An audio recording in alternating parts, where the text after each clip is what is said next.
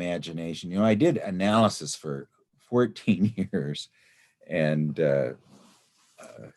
it's kind of budgetary more than anything else. I couldn't do it anymore, but so then I started doing active imagination, and one of the things I'm learning is that just a second here. Hey Tim, how are you doing?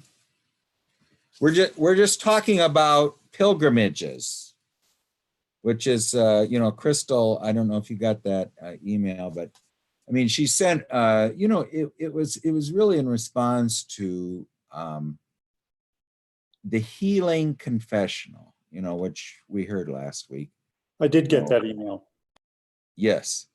You didn't get it? Oh, okay. I got it. Okay. Yeah. Well, anyway, it was so it was a is a really a wonderful, is like a poem about I really like the fact that that I don't know, maybe I can get it up here just a second here. But the idea, I think, is what a pilgrimage is sort of a analysis by other means, and and what an analysis is really is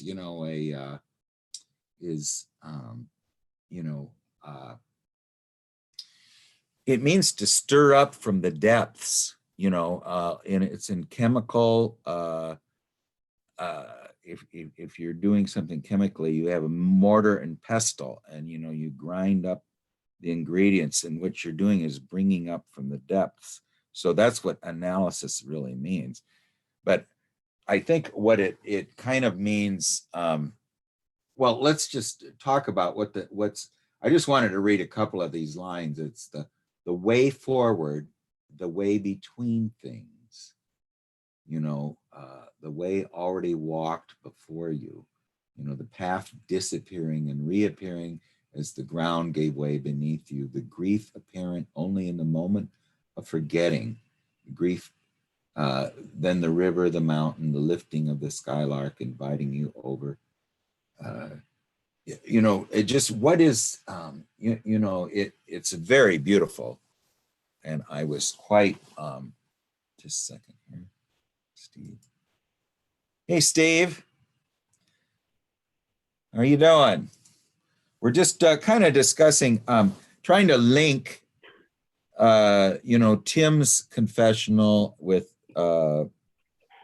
what Anna Marjula is doing, and what the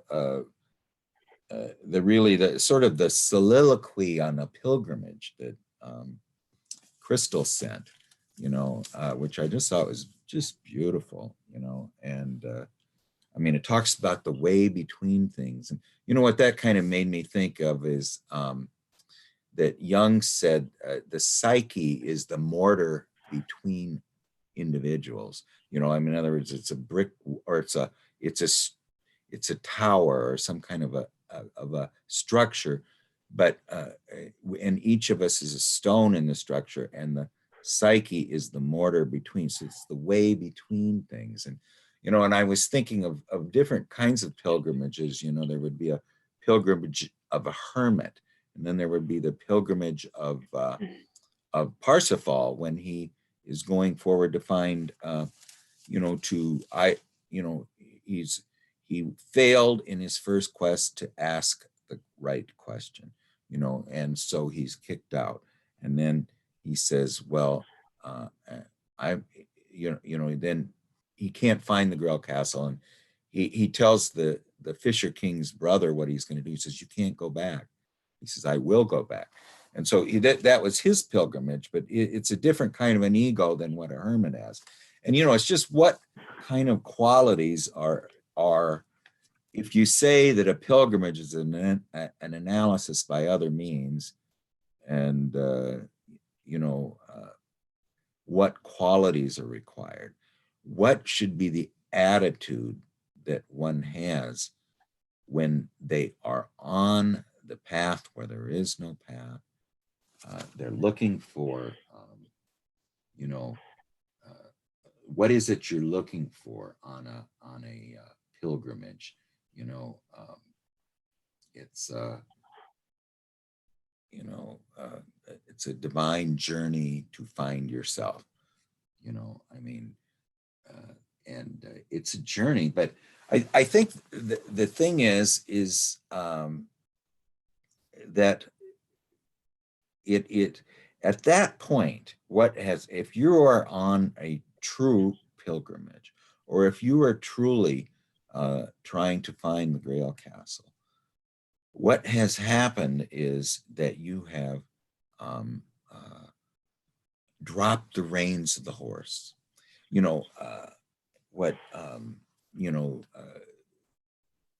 Since Parsifal couldn't find the Grail Castle by conscious intention, the only way he could find it would be to drop the reins of the horse and let the instincts lead him. I mean, basically let the informing wisdom of nature lead him. Let the unconscious lead him. So I mean, this is what I think really is, and this is what Anna Marjula is facing in a little more complicated manner because of her woundings that she experienced, and the woundings that Tim experienced when he was young, and all of us experience, is not everybody is suited to be in the mode that you can go on a pilgrimage. So what is required to do that? And I just kind of wrote down some things, to me, especially, what I've learned is that it really required, they talk about sacrifice of the ego. Well, what does that really mean? I think it really means, it doesn't mean, and when they talk about death of the ego, what does that really mean? What I think it is referring to is dropping the reins of the horse. And every dream says the ego can't help you now. Did you want to say something, Crystal, about it? Okay. Well, anyway, does anyone else have any comments? I'd like to, if you guys jump in a little more often and tell me I'm an idiot or something. I do. I have a. Yeah. It was interesting. I didn't know you had 14 years in analysis. That's. None of us really know each other. So to hear a little bit about our history brings even what is fascinating to you into context. And hearing Tim's story last week brings more of his contribution and even his art into more of a context for me. It begins to bring it alive. So yes. Are you a therapist, or you? I'm not sure. What is your background? Okay. Well, I was at the University of Iowa. My undergraduate was in comparative religion and philosophy. And when I was about ready to graduate, I was going to go to graduate school, and this was in the early 70s, and it was like in the late years of the Vietnam War, and they told me, said, there's no jobs in this, so, I got a day job, and I thought I would just do it for a little bit and then I would go back, but I ended up being a lifer and so then, I kind of discovered, it really never leaves you. I mean, this, I had, there is, my first, everywhere I went, I've seen the numbers 316, I mean, my first apartment was on 3rd Avenue and 16th Street, and I just this, and there's there's a book called 316 that looks at every book in the Bible and looks at the 3rd chapter, the 16th verse.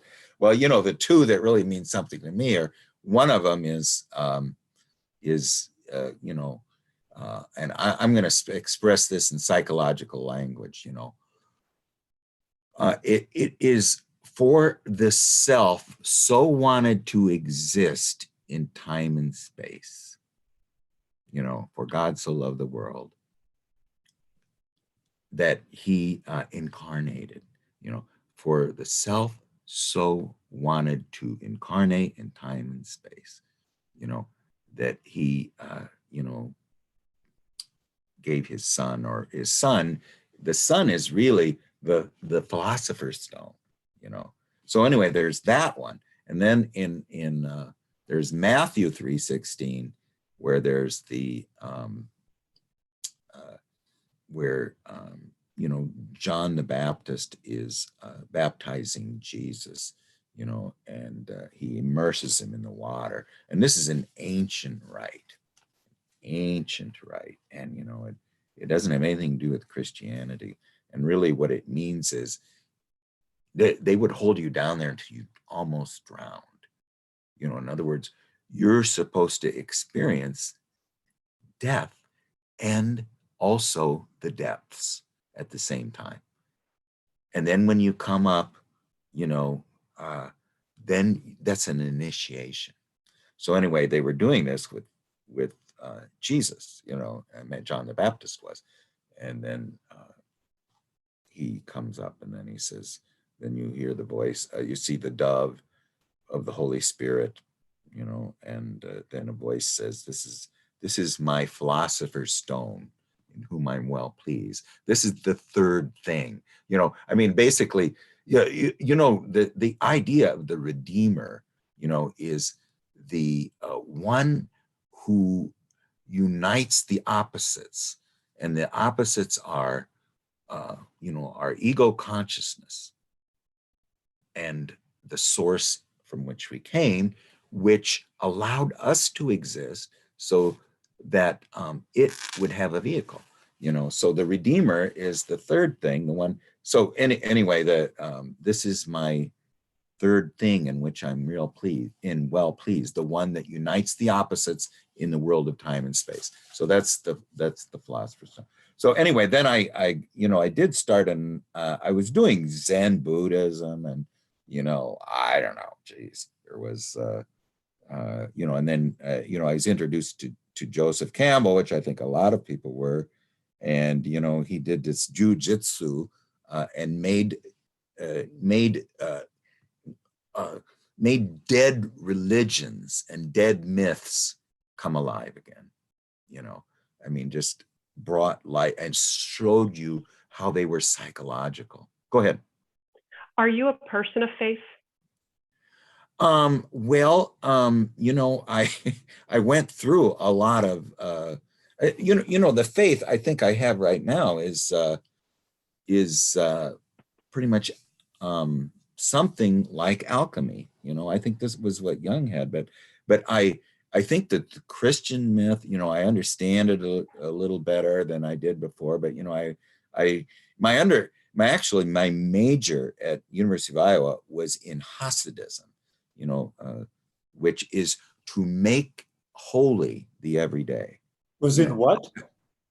Hasidism, Hasidic. Hasidism. Yeah. Okay. Hasidic. Yeah, Hasidic. It means to make holy the everyday. I mean, in other words, you are going to you know, you're going to make ordinary reality sacred.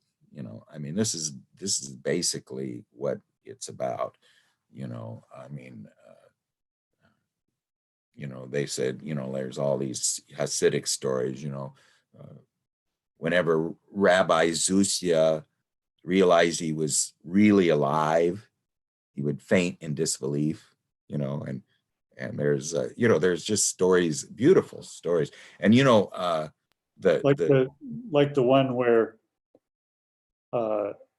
God says to Zusia something like, I didn't want you to become Christ. I wanted you to become Zusia.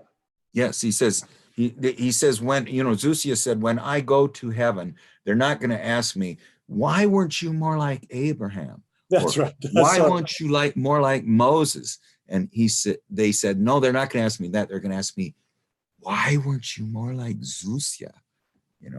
I mean, and this gets to the image of what I think really is what are we? Who are we? I mean, it's not, are we a what or a who? I mean, I don't know. But this, I think we find this in Anna Marjula too, is this this image of this the idea of I think it's well, we discussed this last week, but it's basically this woman sees herself as in a mirror, but there's no mirror, and this person looks at herself, and her eyes are incredibly wise, and her eyes she looks like she is someone who the wisdom of the world she knows. So and then she realizes that this is her, this is who her real identity is. Like they say we don't dream the self dreams us, dreams the ego. But anyway, this was after I went through Hasidism and everything. I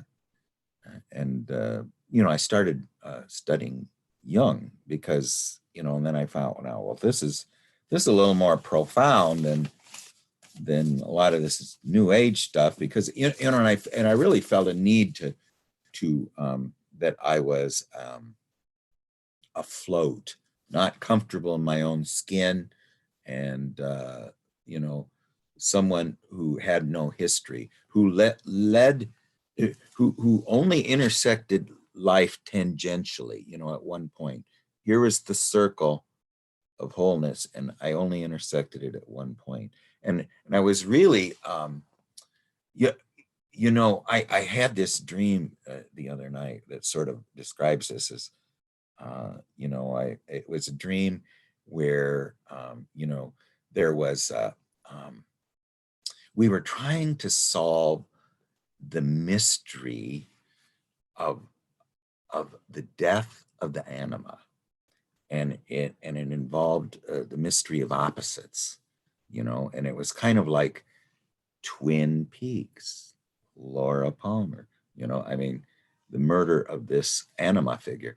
And then the group made a picture and made 2 rows, but everybody crowded in the back row, and there weren't very many in the front row, and they were all over on the right side, and so nobody's in the left. There's no unconscious in the left-hand side, and then I come back to the meeting. It's in a cellar, but the only way you can get down is go down 20 feet, a drop. So and I'd had a dream just a couple of nights before about seeing a door that was 20 feet up. So in other words, there was no transcendent function. There was no bridge to either the door that's too far up or the floor that's too far down, but I get down there, and there is a person there whose name is Lad Vessels. He's the son of the vessel, or the child of the vessel, and that's the puer aeternus, and that's my shadow, and so I'm meeting my shadow part. But anyway, so then I took analysis, and for 14 years I did one with one in Chicago. His name was Boris Matthews, and then I did some with a guy in California. His name's Michael Gellert. He's kind of a Zen Buddhist. And then I did the majority of it with an analyst on Victoria Island in British Columbia. His name's John Betts. If you ever go check my podcast, he's fairly prolific. Was this analysis with Jungian then, or? Yes, they were all Jungian analysts. Yes. So, I mean, I've amplified about 3,000 dreams, you know, and I really try to, and I found out lately that the only way to, well, you know, basically what the Great Mother says, you know, unless you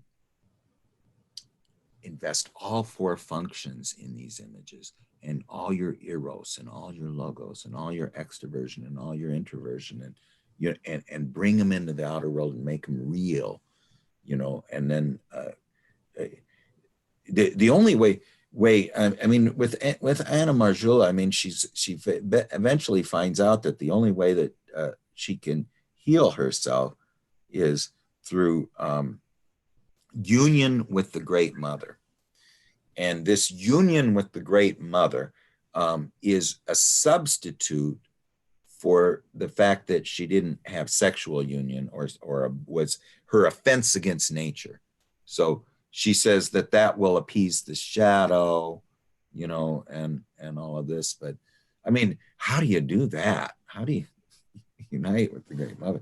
I mean, the whole idea is that you know that when they talk about individuation, you know, it really means to be undivided, you know, and that's, you know, an individual is one who is undivided, you know, and so what does that mean to be divided? Well, you know, that's where the word two, you know, is means that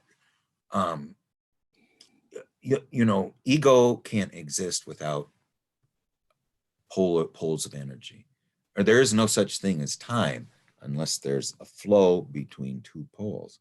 So the ego can't exist without opposites. You know, I mean, it has to exist in a world of opposites. But so and what's the purpose of the ego? The purpose of the ego is to be a vehicle for the incarnation of the wisdom of the depths. You know, I mean, if you're looking at it, say that it's ontological, you know, that we didn't come here by accident, that there's actually a purpose. Hi, Miles. There's a purpose for our existence. You know, you know, we're not just here randomly. You know, Greg, could you why? repeat that again? What? You know, Jung said, and he's quoting Gerhard Dorn, the wonderful alchemist, you know, the who is the student of Paracelsus, you know, it's more important to know what you are than who you are. Well, what Greg, are you? Greg, can you hear me? Yes. Can you repeat that again about the purpose of the ego being the vehicle? Yes. Well, you know, let's just assume that the ego is not here randomly. You know, I mean, what the ego is, I mean, compare the ego consciousness with the consciousness of a you know, an orangutan or some very noble or a very noble high mammal, highly evolved mammal. I mean, what is the difference between ego consciousness and the and say an elk, or you know, the elk is already whole. Its awareness in the outer world and its awareness in the inner world have fused, you know. But the only way that the reason that we aren't whole, the reason that we're broken, the ego is because it is it has to be conscious so it can look down on itself as an elk. I'm not just an elk. I'm someone who knows I am an elk, you know, and I know that there's other possibilities. So then there's, so the ego consciousness, there is no time unless there are two poles and there's an energy flow between them, you know. So the ego cannot exist without opposites. So if you say, let's first of all accept that hypothesis, you don't have to accept it, but let's just accept it, you know. What's the purpose of this? You know, why? You know, well, let's say that it's not random, that there is a reason for that. Well, what's the reason? Well, the people whose eyes and ears are open to the song of the universe, they know, or they've experienced in their own lives, that the object is to make this source, this wisdom, to to share a center with it. In other words, your ego awareness and the self of your own birth, not the transcendent self, but the the self that you're born with, which is not that there apparently is a center outside of us, but we can't have access to that. But anyway, that we can have access to that entity, and Hey, Craig. so, yes. I'm really interested in this comment you made about animals having wholeness. So this is a fascinating thought. So if animals have a wholeness, then they have a maybe they understand clearly what they're supposed to be, in the sense that we're always trying to integrate parts, but yet animals lack the consciousness that we have. So for us, individuation or integrating all the parts is a transcendence. There's no transcendence for animals. No, a transcendence too means a bridge, and it sometimes people think that means sacred or holy, but what it really means is that you've created a connection, something that connects these two, what Jung called incommensurable things, the irrational, outside of time, completely outside of time and space, and your ego consciousness. And the thing about the animal is they're undivided. They're not broken. They're whole. I mean, we are broken because ego consciousness can be self-willed, and almost always is, So the ego, this wonderful creation, which is supposed to be the vehicle of the evolution of the God image, according to Jung, don't accept that either if you don't want to, but its purpose is to be the vehicle of the incarnation. And Jung said that the whole history of life on earth is a history of gradual incarnation, where the wisdom of the source has a vehicle in the outer world. So but animals, first of all, they live out their rhizome. How about that? They have a root. They're a flower. They become a flower. The grizzly bear is supposed to become a grizzly bear. He's a great grizzly bear, unless he's in a zoo. Well, a human being is supposed to be the vehicle of the incarnation.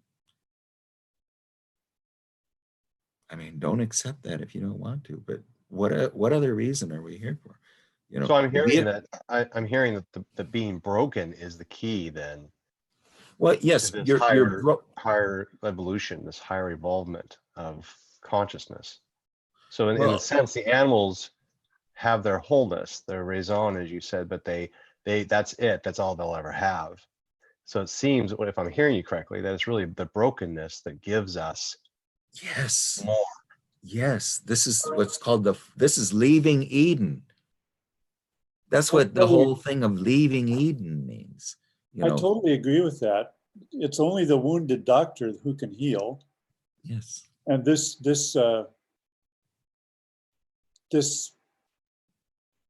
instance, this metaphor keeps happening throughout history.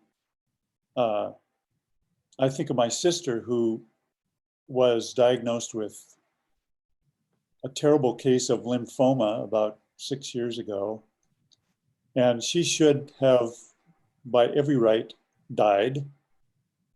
She was given 8 months of chemotherapy. And after 5 months, her doctor said, "We can't do any more because the chemo is going to kill you as fast as the cancer is." And somehow my sister said, "Oh, don't worry about that. I'm healed." And she was healed, and now she's as healthy as can be. But she is transformed as a person because of that trauma. And she could not have been given that without the trauma.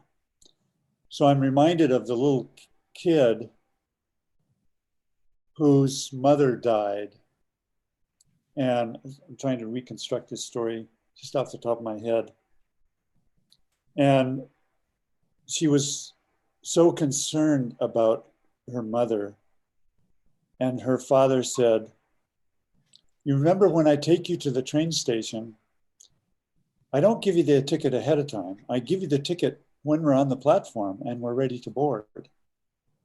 And that's what your mother received. She was given her ticket by God when it was time to board. So she's okay." Yeah. Well, you know, what is interesting is this, is people who have near-death experiences or are near death are ready for the pilgrimage. They're ready to find the Grail Castle. They are in the attitude that's required for that.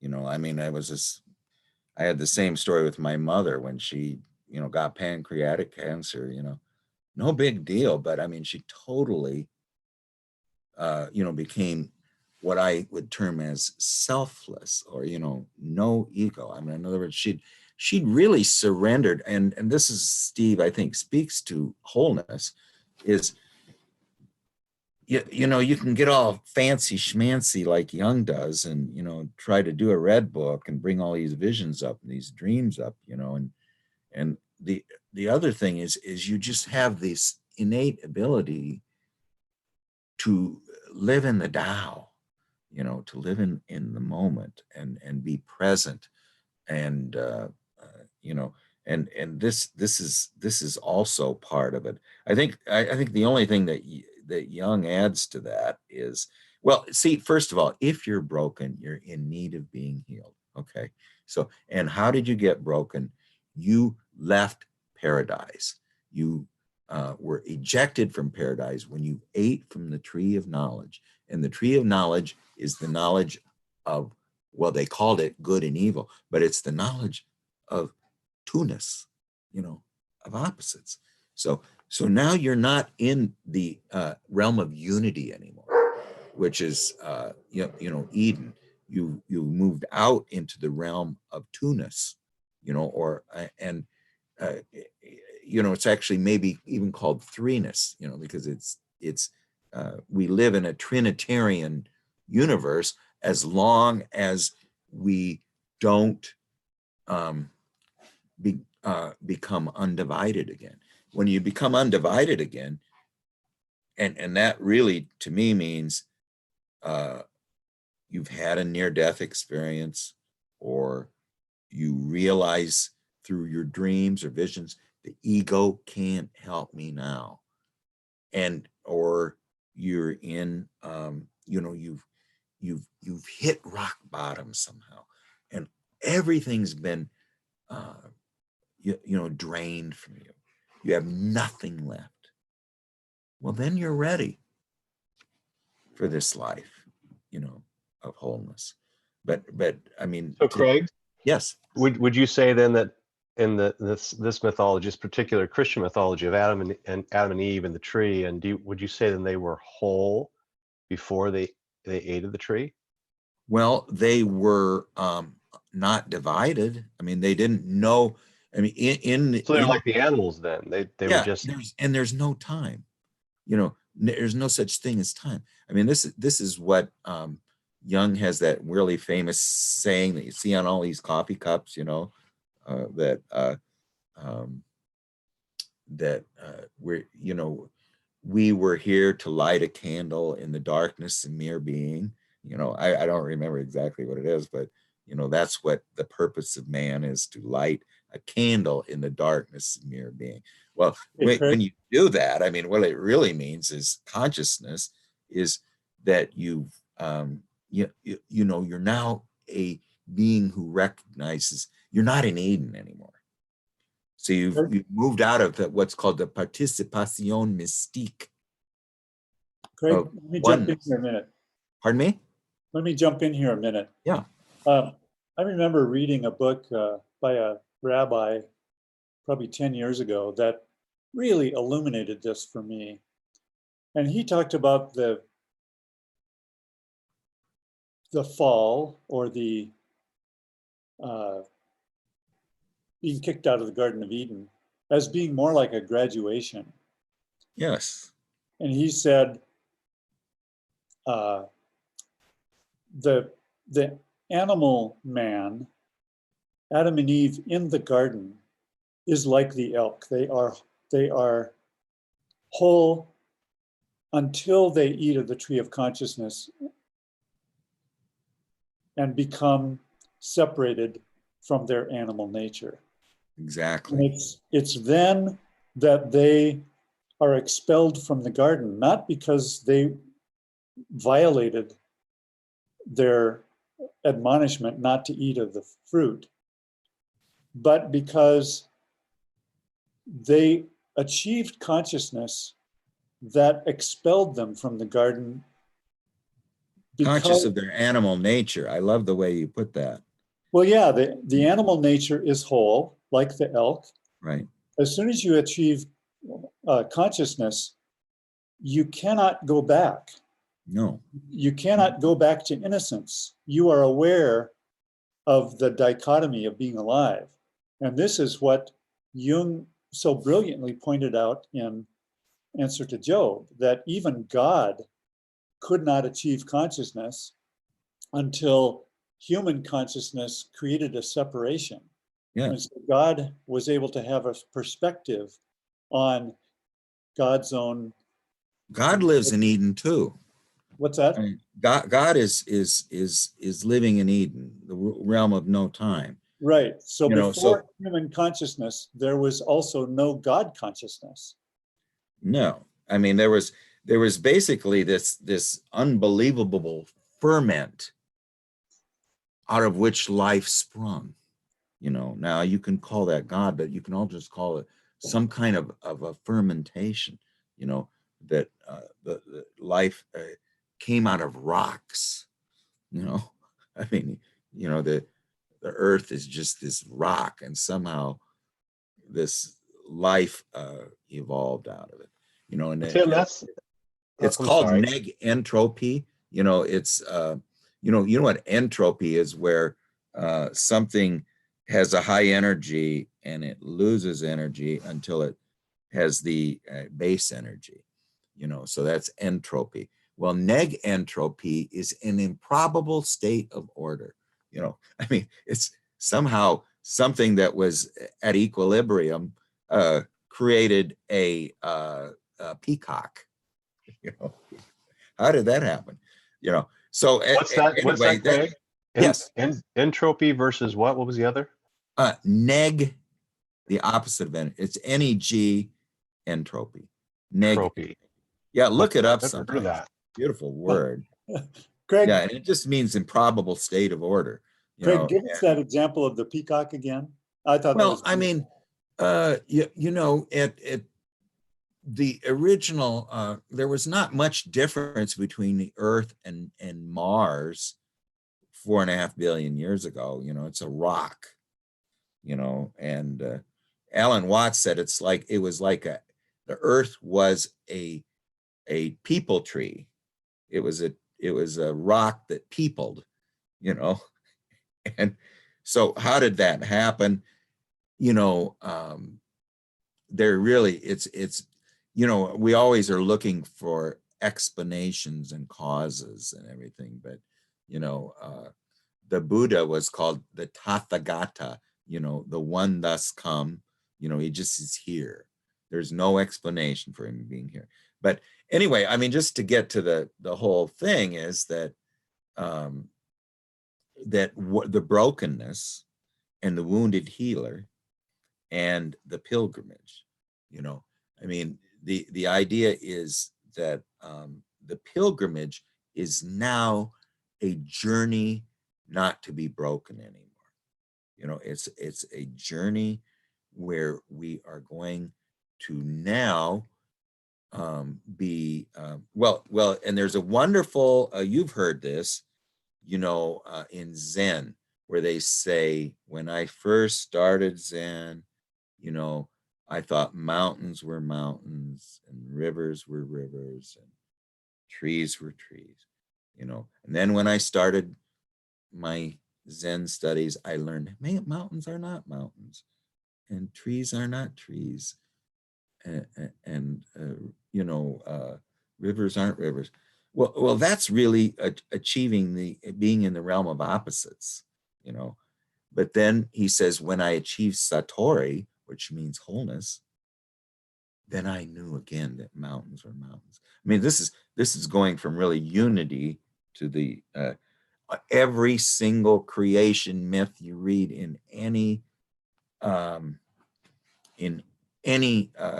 ethnological, any culture or time, is the story of how consciousness came into existence. It's an analogy of how not how the world came into existence, but how consciousness came into existence. And that's the same thing with Eden. It's the same thing with the Genesis myth. I mean, the God brooding upon the face of the waters. Well, that, the waters is the feminine unconscious, and it was there before he was, and he broods upon it. What's he brooding? What's he doing? Brooding to means to incubate, to try to bring something into, and what he's incubating is consciousness, ego consciousness, and so anyway, I mean, the whole idea is the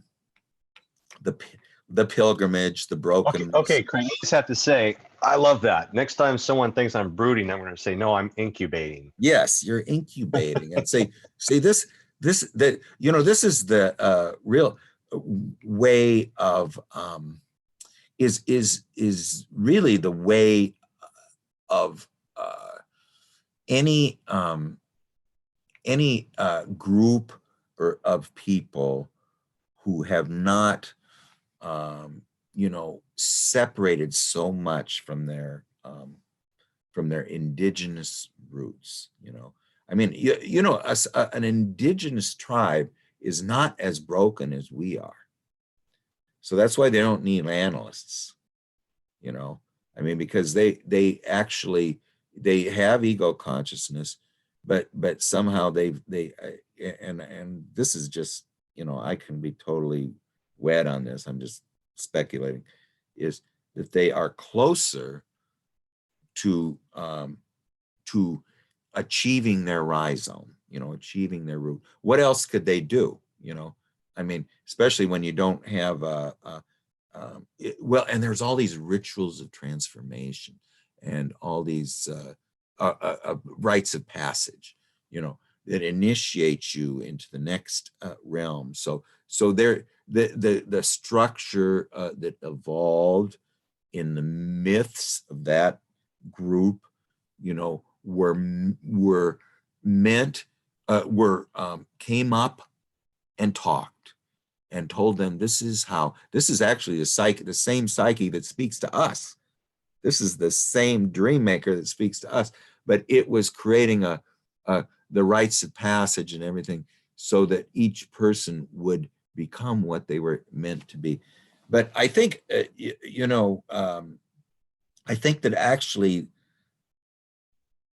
to evolve the God image, what had to happen, and this is so speculative, is that the self wanted to push the ego out to the very realms of separation from it, and at that point, now it has an extremely strong vehicle, one that is incredibly abstracted from its animal nature, as extract as you can get.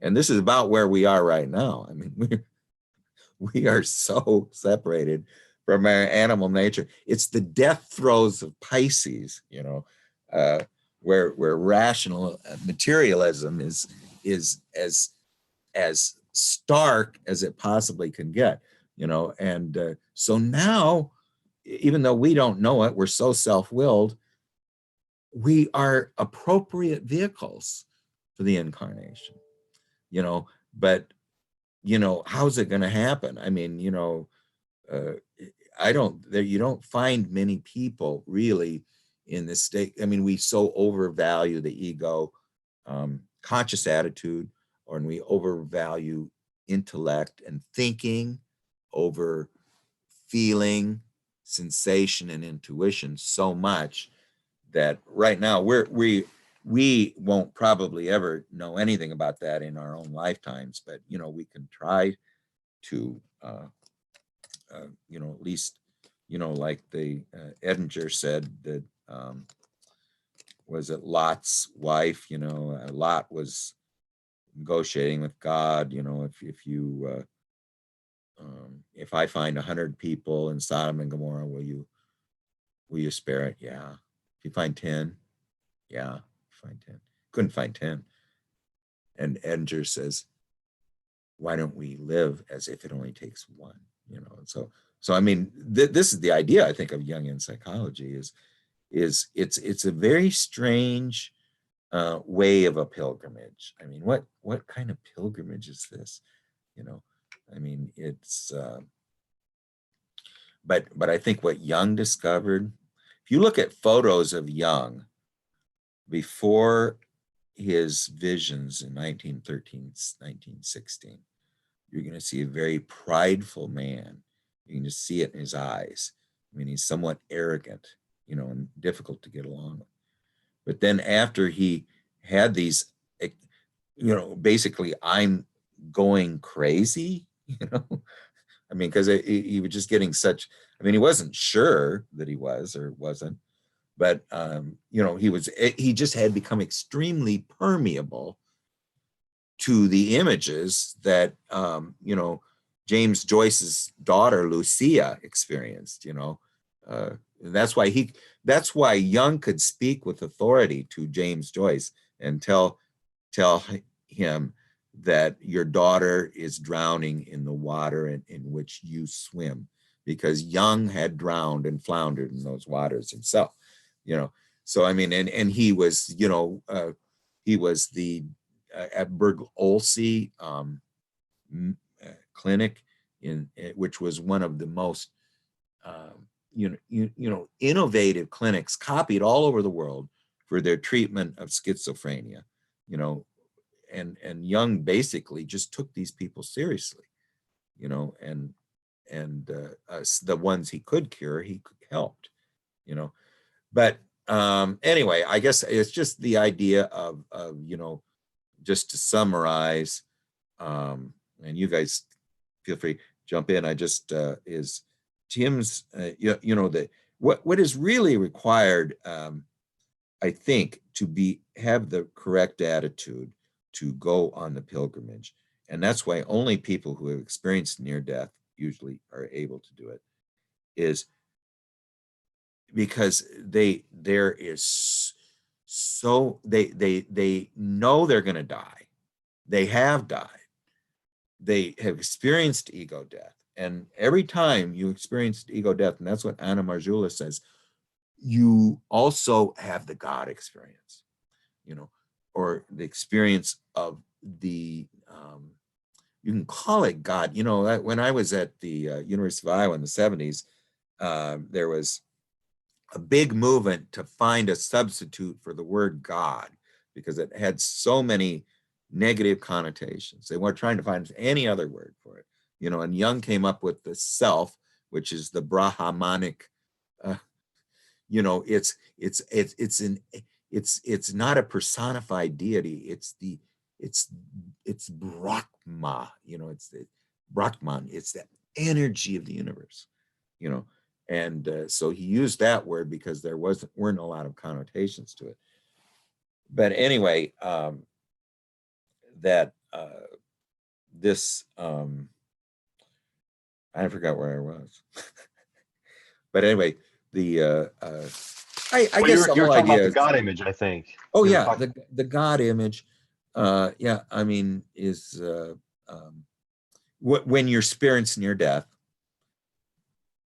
you have your ego has experienced death.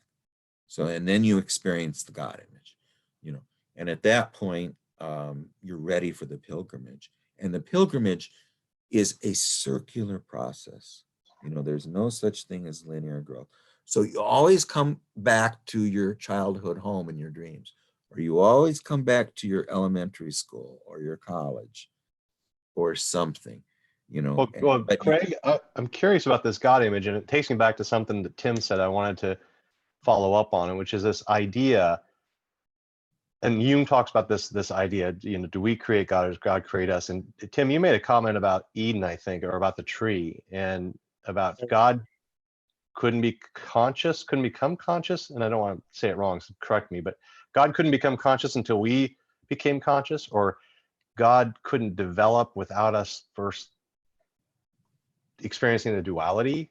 Yeah, this is from Answer to Job, and his revelatory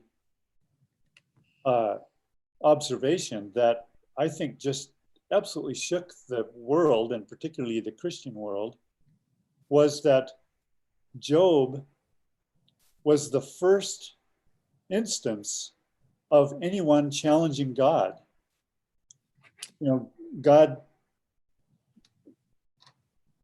essentially said, okay, if you're righteous, I'll take care of you. And Job says, oh yeah? Well, why'd you do what you did? Because I'm a righteous man. How do you explain that? And God had never thought about that before. And so for the first time, God had to say, well, geez, now that I think of it, you know, there's a greater moral responsibility. And if you follow the Bible, there are 5 different moral codes. You know, the first one is don't do more than 7 times as much evil as someone does to you. The second one is eye for an eye, tooth for a tooth. The third one is do unto others as you would have them do unto you. The fourth one is if someone does evil to you, don't return evil to them. And Jesus comes along and gives us the 5th one. If someone does evil to you, turn the other cheek. And so you look at this and you think, okay, man, we got a stupid God. You know, what kind of a God doesn't have his ducks in a row by the time humans come along? And Jung says, this is exactly the point, that God can only become mature to the degree that the human being becomes conscious. So God's maturity parallels human maturity.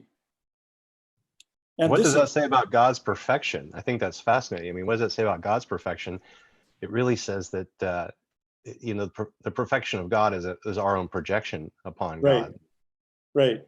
And this is Jung's point, I think, that the divine, which can be described as the capital S self inside the human soul, can only mature as fast as our own souls mature. So this business, the whole business of being thrown out of the Garden of Eden, this progression of moral codes, and eventually the idea of the Christ image, which is the highest, the biggest God we can imagine, is all part of the same trajectory. And when I think about this every time I run into somebody who is a religious zealot and says, oh, you know, it's too bad for you. I'm saved. I'm going to get into heaven and you're not.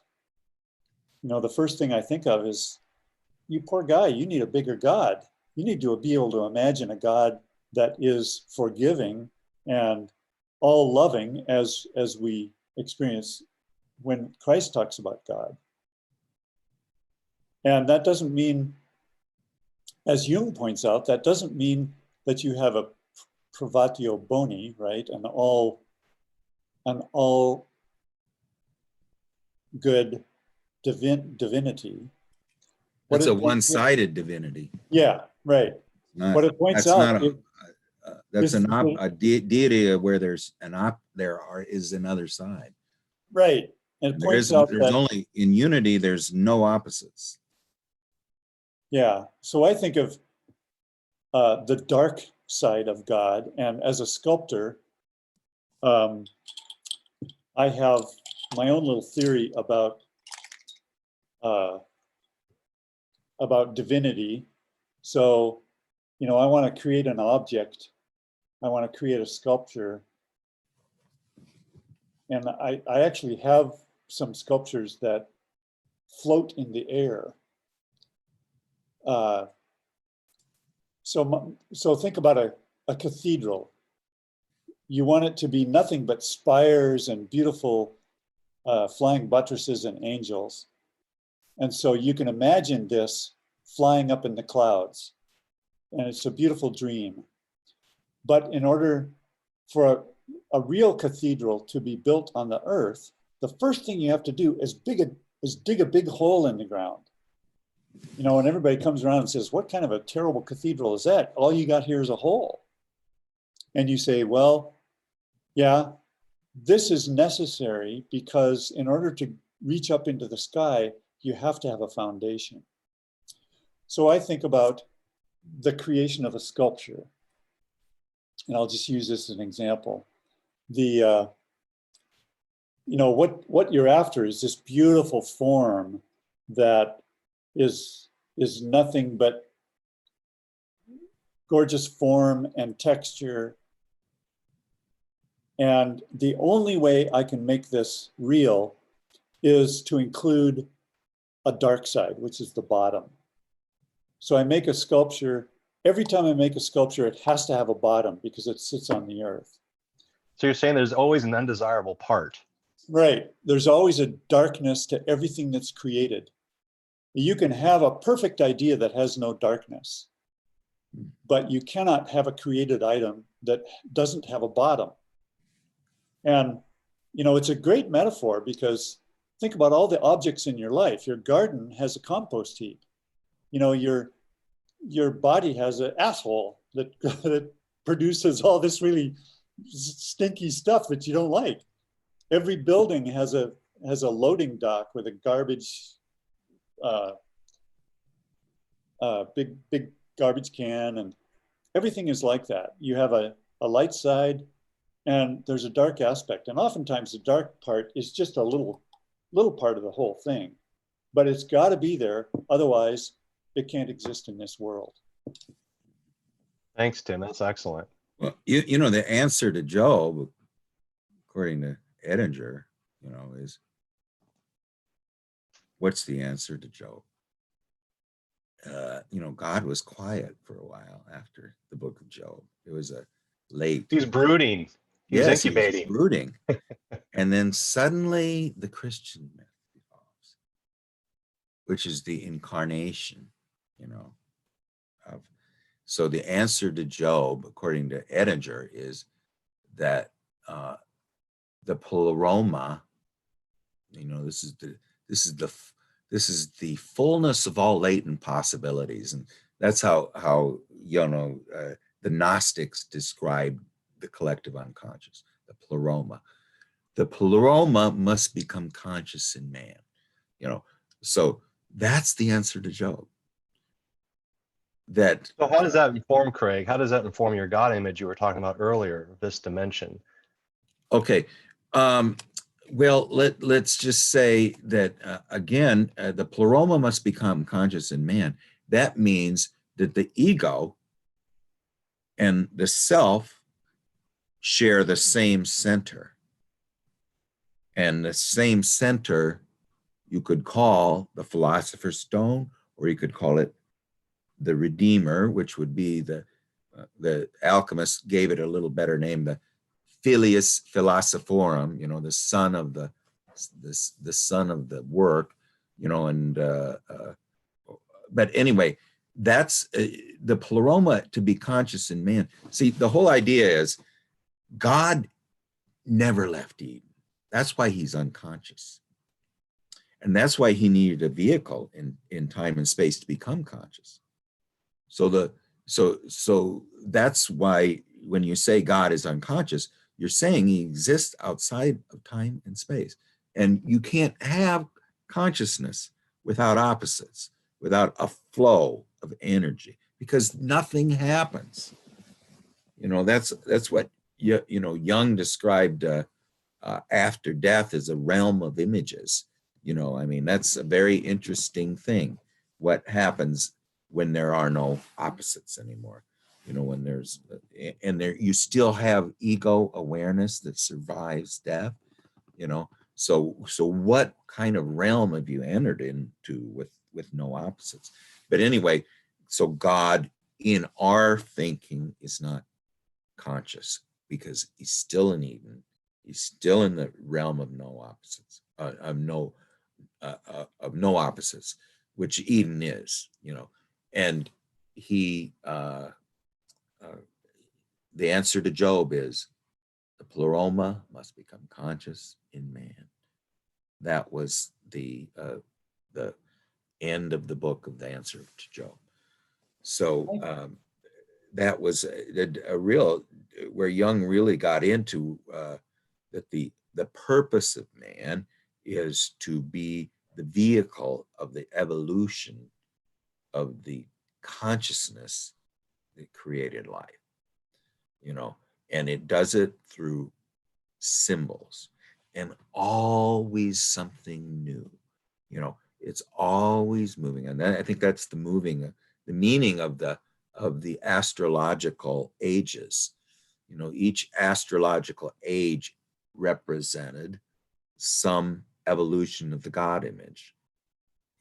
I mean, the age of Taurus, the bull, was where they were, wrestling with the bull like Mithra, and trying to kill the animal within them, and then the age of Aries, the ram, is the age where of sacrifice, of where, everybody's doing sacrifices all the time. Well, the idea is this self-willed ego that came out of Taurus, the bull, where you separated from your animal nature, is now the ego knows that it needs to it's too self-willed. It needs to go back, and then you go to the age of Pisces, where, now they aren't so concerned with this sacrifice idea.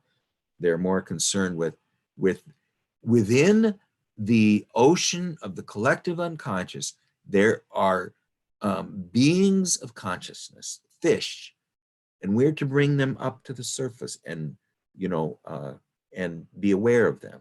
And then the age of Aries is where now the water carrier carries nous with him, and, is watering the animal nature within himself, the fish, and then the age of Capricorn, which follows that, is. Wait a minute. Go back one. I think you said Aries and you meant something else. Oh, Aquarius. Yeah. Yeah, Aquarius is the age of the water carrier.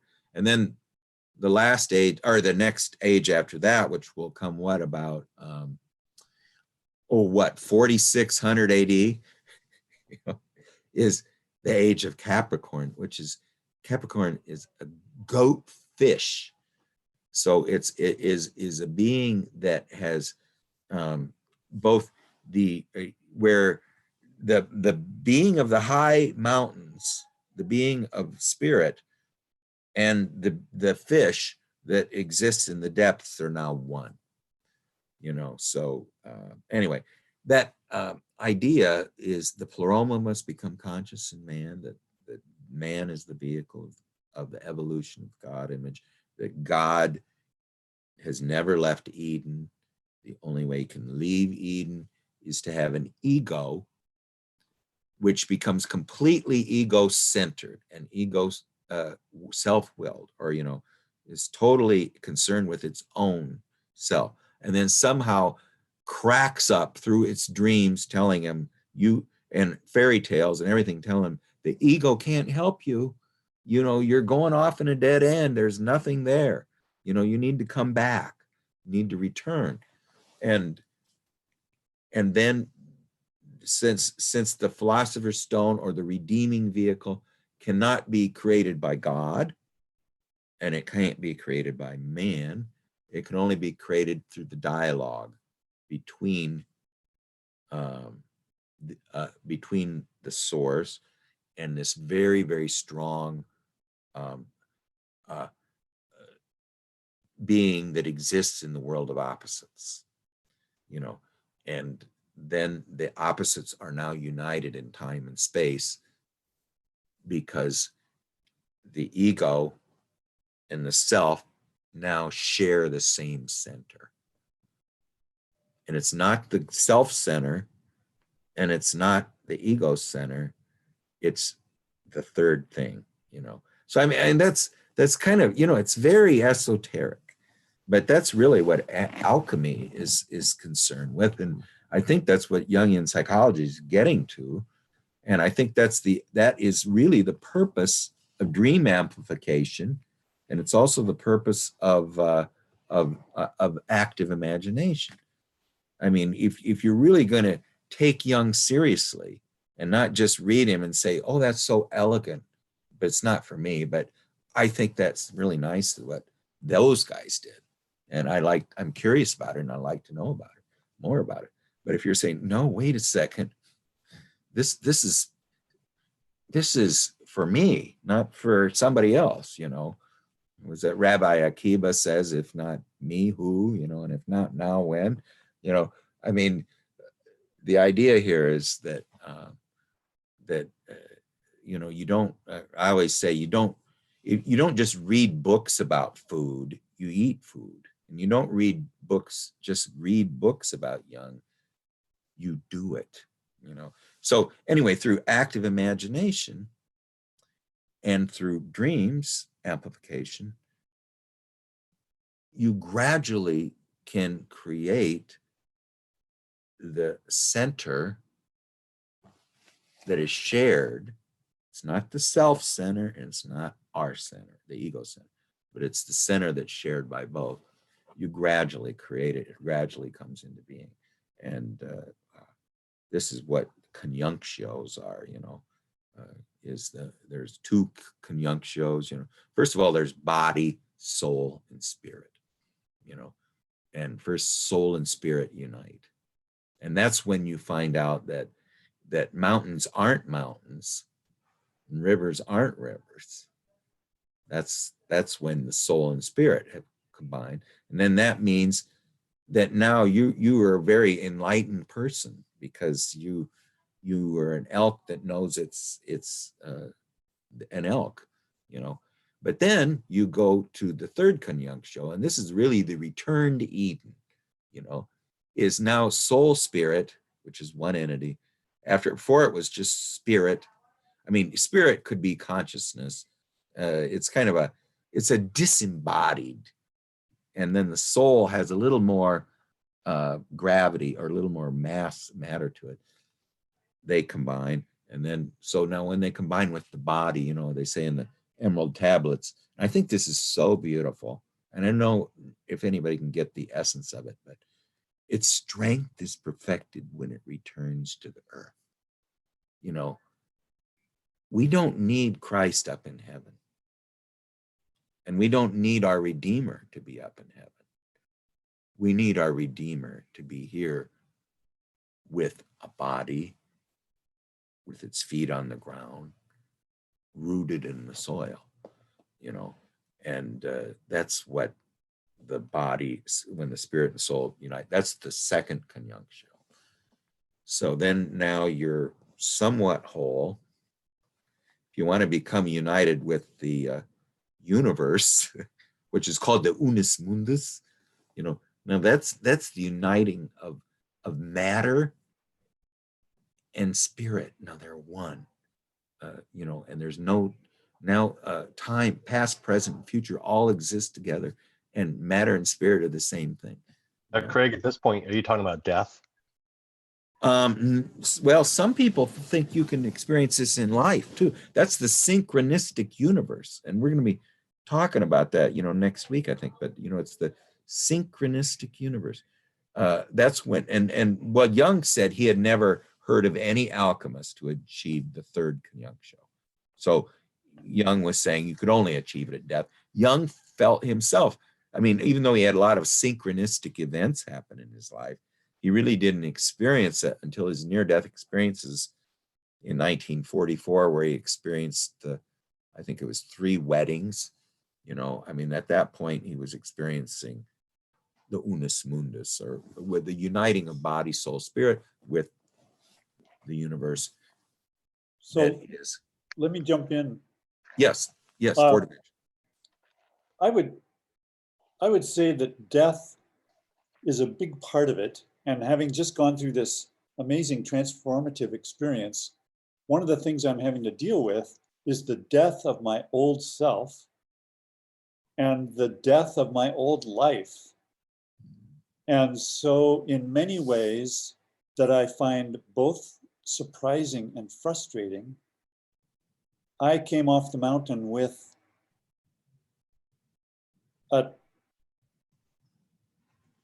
a realization, a shock actually, that things weren't as they were before.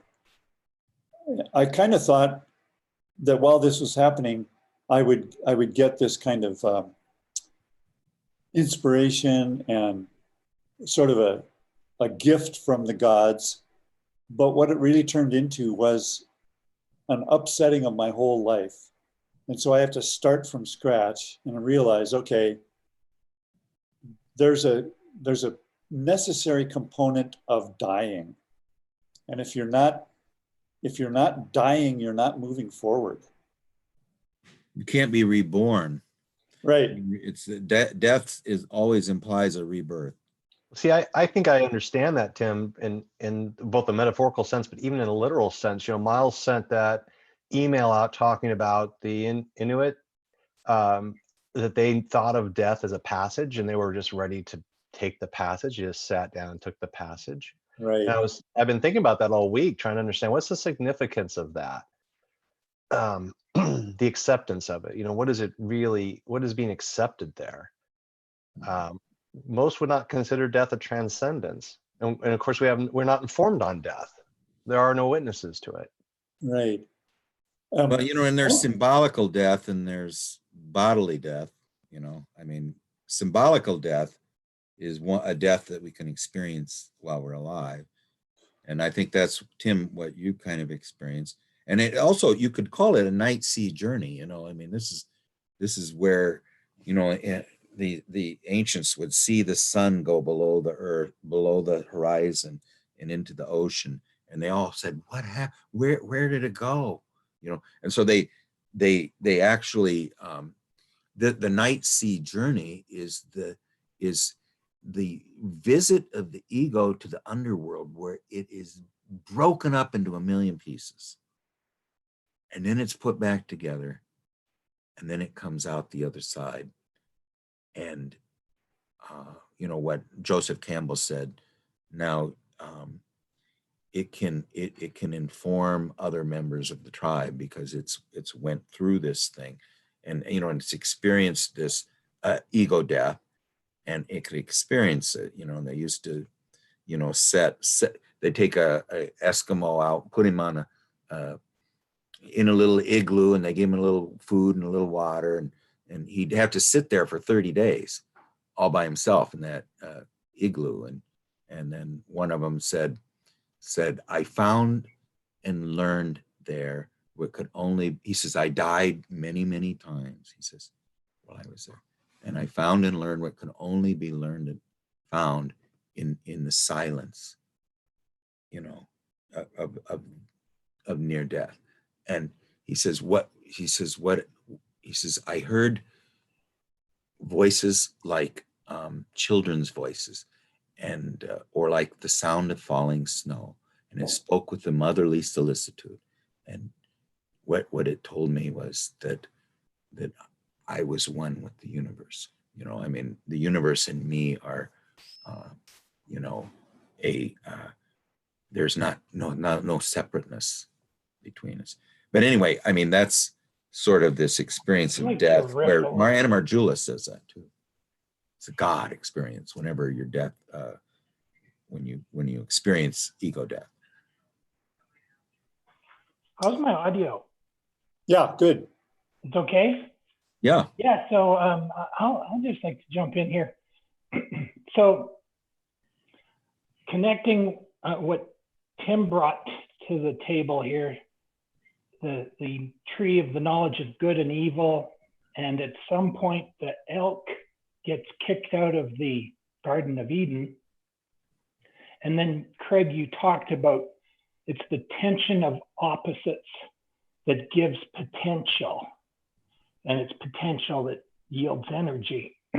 So I'm taken back to thinking, as you guys were talking about the movie 2001, A Space Odyssey, which I saw as an 8-year-old.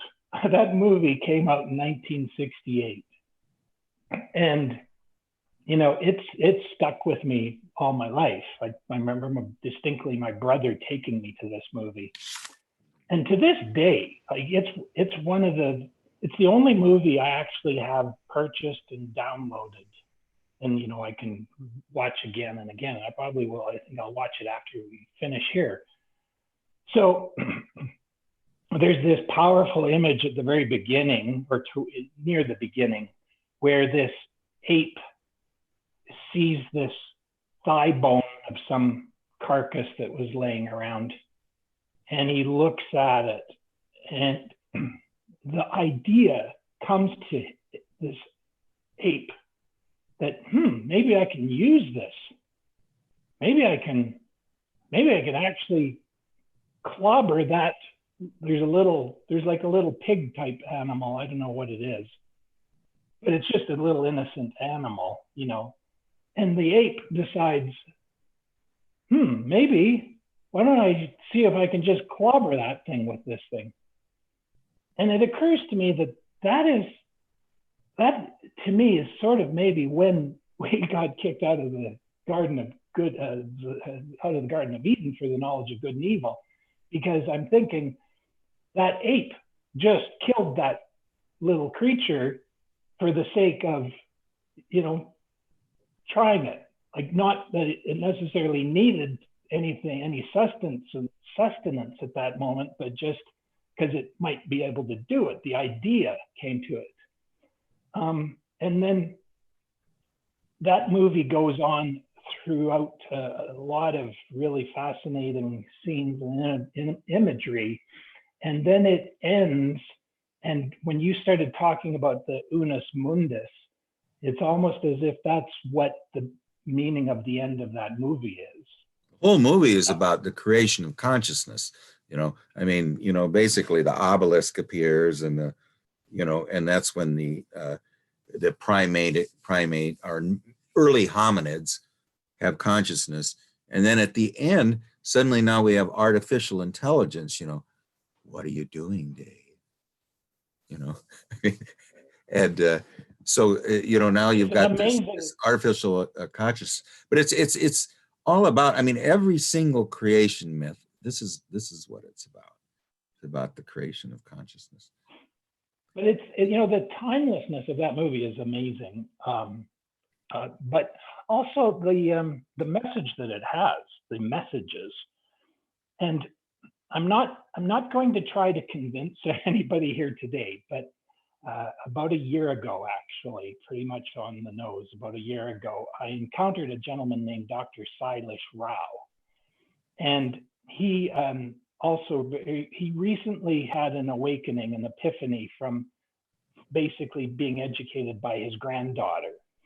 And we've been killing a lot of our fellow creatures unceremoniously, and it's still going on today.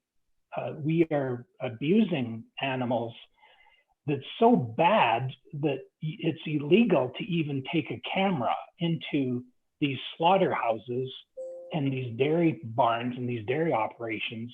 We are being so misinformed and manipulated. It's like a huge psychological operation.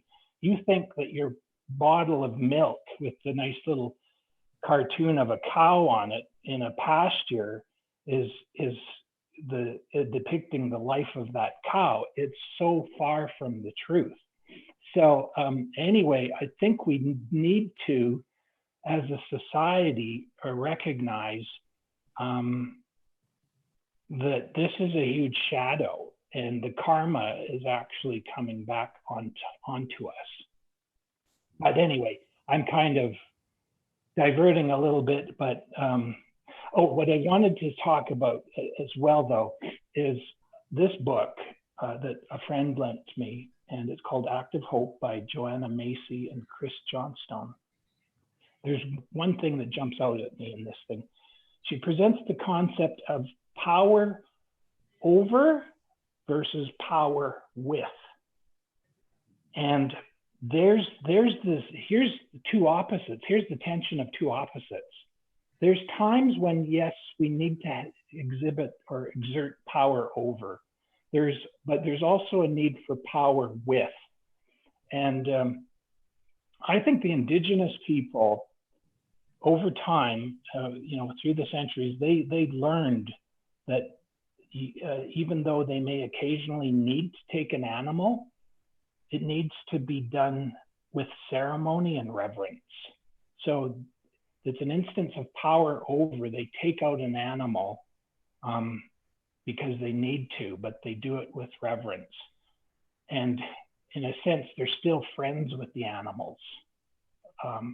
There's still a respect and honoring. Whereas today, we are just going to the store, we're buying great big slabs of meat in plastic styrofoam wrap, and we are not doing it appropriately. So in summary, this power over versus power with is this tension of the opposites that I think that's what we are so called to figure out. Yeah, Miles, that's beautiful. And I would just add the observation that I think the animals have that achieved wisdom that the human beings have not arrived at yet, where the animals do not extinct anybody else. They have the built-in respect that they know they have to leave the seed. They can't eat the seed corn. And there's something I want to add to the whole conversation of the last 15 minutes about death. One of the things I've been really rabidly concerned about, and this is what one of my TED Talks was on, the erotic crisis, is the threat of AI. And I've been so concerned about it that I've sort of alienated a lot of my friends because they think I'm being pretty rabid about it. But let me give you an example. Google, and particularly the chief engineer, Ray Kurzweil, who's a brilliant inventor, but a very logos-oriented man, is not connected with the wisdom of Eros at all. Google is trying to eliminate suffering and eventually death in the human species. And I think this one fact all by itself is absolutely terrifying. If you think about in the context of what we've been talking about, what would happen to human beings if we eliminated death? Oh, absolutely. We would eliminate transformation of all kinds. We'd eliminate the meaning of being alive. And yes, just go down the list, and all these things that are the gift of the dark side of divinity.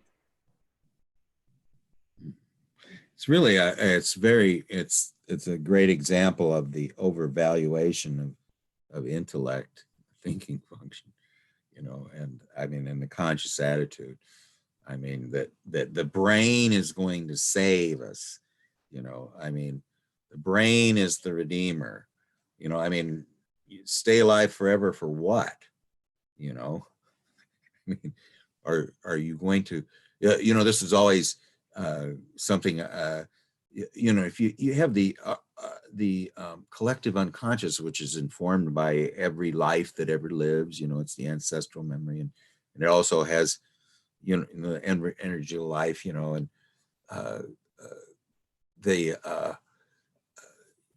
it has all four functions. It's got the feeling function, the intuition, the, you know, it isn't that this is getting, if you had a different planet that was highly advanced, how do you know it wouldn't be highly advanced in the intuitive and the feeling function, you know, and say we don't like thinking. That is totally too abstract. We want our feet on the ground, and if you're a thinking person, we don't value you that much, you know. Speaking of We're which, here. Go if ahead. anybody, What? if anybody knows of a culture like that you're talking about, when I came off the mountain and realized I was kicked out of the Wasishu culture, you know, if the Wasishu culture is here and the Native American culture is here in terms of being able to live in harmony with nature, the culture I feel like I come from is over here, and it's as radical in the worship of the feminine as the Wasishu culture is in the patriarchy. So in my native planet, what we do is we live very simply. We spend our time running around naked in the woods, reading poetry, singing songs to each other, dancing, you know, eating good food. That feels like my home culture, and it kind of feels like what you're talking about. Well, you know, Mountain Lake told Young, he says, we don't understand the whites. Their eyes are always darting around and their mouths are set cruel. And he says, and they think with their heads. And Young looked at him and said, well, what do you think with? And he says, you know, this is intuition and feeling. Well, you know, next time I thought we'll just look at her paintings that she did with Tony Wolff, and I'll kind of give a summary of it, and then we'll move on to something else. But Crystal and Gary and Amelia, would you have any closing thoughts about, you know, the pilgrimage or anything else anybody's been talking about? Or do any of you watch Gaia? how do you spell that? Gaia. Oh, is that on TV or? It's internet. There's an app for it, and you can access internet. What you're talking about in terms of the AI and the sleeves and the DNA, that's actually Microsoft has been able to create. Help me out, Steve, if you would. You're talking about Ben Carlson, aren't you? Yeah. Yeah, and the idea that Microsoft's created. Billy Carson. Oh, Billy Carson. Yeah, and Microsoft's created enough storage now to actually hold what DNA can hold. They think there's this idea of holding consciousness now, like actually backing up your consciousness. I don't watch a lot of TV, but I had a friend turn me on to a show called Altered Carbon that kind of deals with this from a science fiction perspective of the idea of re-sleeving ourselves in bodies. And it's fascinating because they talk about this way we disconnect from our body, especially when we start moving from body to body to body. And in the first season, they deal with what Tim was talking about, which was they eliminated death. They could keep living. And then to the point that they're 300 and some years old, and one of them finally says, we've lived too long. They've outlived their mythologies. Death no longer informs their life. So it's really a fascinating series. And I don't mean to take away what you're saying, Crystal, because you're talking about something that, you know, some actual intellectual thinkers are talking about. But right. You know, they actually... You've got the sci-fi part of it, and this particular, I'll send you guys a link if you want it to Gaia. Yeah, thanks, please. And it talks about what Steve's talking about sorry? Yes, please, send it a link. Okay, and it's talking about that from historical theory in terms of Anunnaki and how particular aliens were able to conserve their consciousness by putting it in a new sleeve. So I think you guys will find it fascinating. It ties into what we've been talking about today. Yeah, But I think it also ties into this idea of the AI, which terrifies me too. And isn't it interesting that we have a God image and that we ourselves become a type of God, thinking we can create life? And we seem to be on the cusp of having the technology to actually do something like a DNA strand.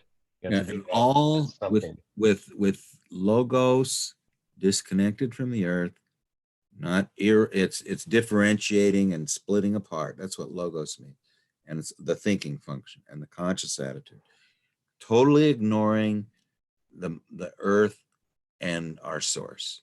You know, I mean, so that is a soulless, you know, there's a soulless aspect to it.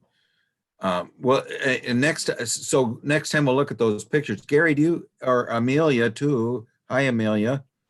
Do you have any closing thoughts, Gary? Sure. So when I heard about what Google was doing, I happened to jump over there.